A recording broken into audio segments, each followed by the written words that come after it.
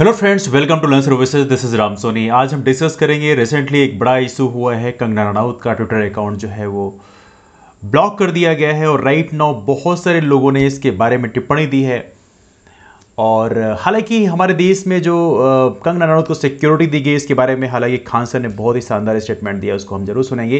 लेकिन उसके अलावा इस स्टेटमेंट को सुनने के बाद, ये हल्का सा डिस्कशन सुनने के बाद में हम डिस्कस करेंगे कंगना रनौत का जो ट्विटर अकाउंट है उसके बंद होने के पीछे क्या क्या कारण हो सकते हैं। बट इसको पहले सुनिए, बहुत ही शानदार वीडियो है एंड बहुत ही शानदार तरीके से एक्सप्रेस किया है। Let's listen this one. सुरक्षा के लिए हमारे देश में 12वीं फेल लोगों के लिए इतनी सुरक्षा दी जाती है। आप सोच सकते हैं कमांडो गिनिए यहाँ पे सिक्योरिटी, आप कुछ गिन नहीं सकते कितने गनर लोग आगे पीछे लगे रहते हैं। तो सोचिए, सीरम इंस्टीट्यूट के जो आधार पूना वाला है उनसे गलती हो गया, उन्हें हमारी दीदी से सीखना चाहिए, हमारी बहन से सीखना चाहिए कि अगर आप 12वीं फेल रहते ना तो आपको ज्यादा सुरक्षा दिया जाता। क्योंकि यहाँ पता ये ऐसे ऐसे लोग को इतना सुरक्षा दिया जा रहा है जबकि जिनके जान पर कोई खतरा नहीं, उल्टा सीधा स्टेटमेंट देती है। इनको खतरा अपने स्टेटमेंट की वजह से उल्टा सीधा कुछ भी बोल देती है कि बंगाल में ममता बनर्जी जीत गई, अब बंगाल चौपट हो जाएगा, कश्मीर हो जाएगा, ये हो जाएगा। भाई साहब 10 साल से वही शासन कर रही थी, 5 साल में और कुछ ना होने वाला है। इलेक्शन वगैरह को गोली मारना चाहिए। हाँ, ये बात अलग है कि ममता बनर्जी अगर हार जाती तो बंगाल अमेरिका हो जाता, नासा का हेड ऑफिस बंगाल में आ जाता, यूएनओ का ऑफिस बंगाल में चला आता, भारत को सुरक्षा परिषद में अस्थायी सदस्य मिल जाता, इसरो का लॉन्चिंग से स्टेशन कलकत्ता में स्थापित हो जाता, शायद भारत की राजधानी वापस कलकत्ता शिफ्ट कर दी जाती। अगर ममता बनर्जी हारती तो बंगाल वालों तुम लोगों ने हरवा दिया, हम मेरी दीदी की बात माने रहते तो आज बंगाल अमेरिका हो जाता, पूरी अमेरिका सिंगापुर सब पीछे हो जाते बंगाल से। बंगाल इतना डेवलप करता है कि भारत से भी आगे चला जाता। हम भारत सरकार से आग्रह करते हैं कि हमारी 12वीं फेल दीदी के लिए इस तरह से हम लोग स्कॉट की व्यवस्था रखें और चारों ओर से बुलेट प्रूफ गाड़ियों में हमारी दीदी को ले जाया जाए, क्योंकि भारत उनके बिना अधूरा है। वो बहुत जरूरी वैज्ञानिक है कोई वैज्ञानिक में इतना पावर जो 12वीं फेल होने के बावजूद इतना सम्मान ले सके। हमारी दीदी के लिए कमांडोज लगने चाहिए। ये जेट प्लस सुरक्षा से काम नहीं चलेगी। यहाँ पर हमारी दीदी के लिए एनएसजी कमांडो आना चाहिए, मार्कोप्स आने चाहिए, गरुड़ कमांडो आने चाहिए। ये कमांडो अगर हमारी दीदी में नहीं लगेंगे तो क्या होगा। और स्पेशली हम मांग करते हैं एयरफोर्स से कि जहां जहां हमारी 12वीं फेल दीदी चले वहां आगे आगे इस तरह के हेलीकॉप्टर चलने चाहिए। हेलीकॉप्टर किस दिन काम आएंगे। और स्पेशल अनुरोध है कि अलग से 5 रफाल जहाज मंगाए जाए और जहां जहां हमारी दीदी जाए उसके आगे आगे ये रफाल जहाज उनकी सुरक्षा में लगे। इसरो को कुछ नहीं कर रहा, इसरो को तुरंत एक सैटेलाइट लॉन्च करना चाहिए और उस सैटेलाइट से स्पेशल सैटेलाइट होना चाहिए उनके लिए, ताकि उनकी निगरानी हो सके। इतने सम्मानित व्यक्ति जिन्हें इतने नेशनल अवार्ड मिले गए हैं उनको केवल जेट प्लस सुरक्षा दी जाएगी।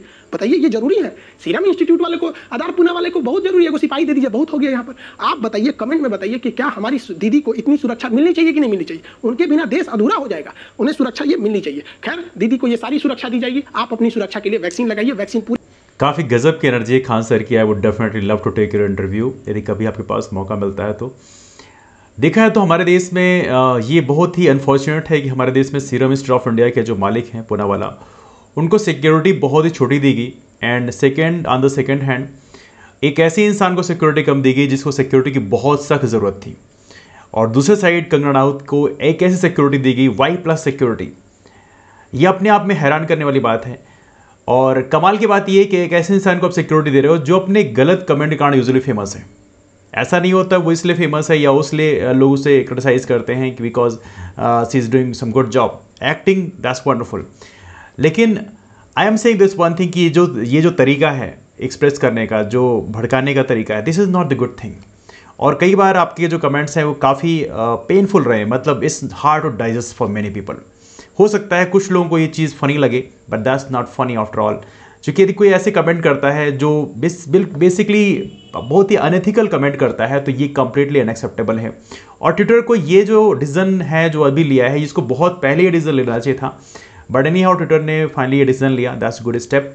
और किसी भी इंसान के द्वारा यदि कोई ऐसा घृणित स्टेप क्रिएट किया जाए, देखिए यदि कोई चीज़ ऐसी हो रही है जो जेन्युइन है, यदि मैं कोई ऐसे इक्वलिटी का मामला डिस्कस करता हूं या कोई ऐसा मामला डिस्कस करता हूं जो सोशल इश्यूज़ का एक बहुत बड़ा मुद्दा है, हो सकता है बहुत सारे लोग उसको सुनना पसंद नहीं करते। मैं ही बहुत सारे सोशल इश्यूज़ के मुद्दे लेके आता हूं, लोग उसको सुनना बिल्कुल पसंद नहीं करते, people hate to listen that. लेकिन फिर भी आपको बोलना ज़रूरी होता है। लेकिन यदि कोई चीज़ आप बार बार भड़काने के लिए बोल रहे हो, आपके बोलने का जो तरीका है वो बहुत ही ऐसा है जो कह सकते हैं अनएथिकल है, जब बार बार आप बोलते हो तो कहीं ना कहीं यहाँ पर ये स्टेप लेना ज़रूरी है। अब लोग बोलेंगे जो छोटे छोटे लोग हैं वो भी तो ऐसा करते हैं, नहीं, यहाँ पर मिलियंस ऑफ द लोग फॉलो करते हैं। She is acting as a influencer, और जो इतना बड़ा इन्फ्लुएंसर होता है उसे रिस्पॉन्सिबल रिमार्क करना ज़रूरी होता है। जो हमारे देश के जितने भी लीडर्स हैं उनके लिए भी बहुत बड़ा सीख है कि आप जब इतनी बड़ी पोस्ट में बैठे हो, जब इतने बड़े इन्फ्लुएंसर हो आप, तो वहाँ पे आपको जो ट्वीट करने होते हैं या जो कमेंट करने होते हैं, पब्लिक कमेंट, बहुत ही रिस्पॉन्सिबल तरीके से करना होता है।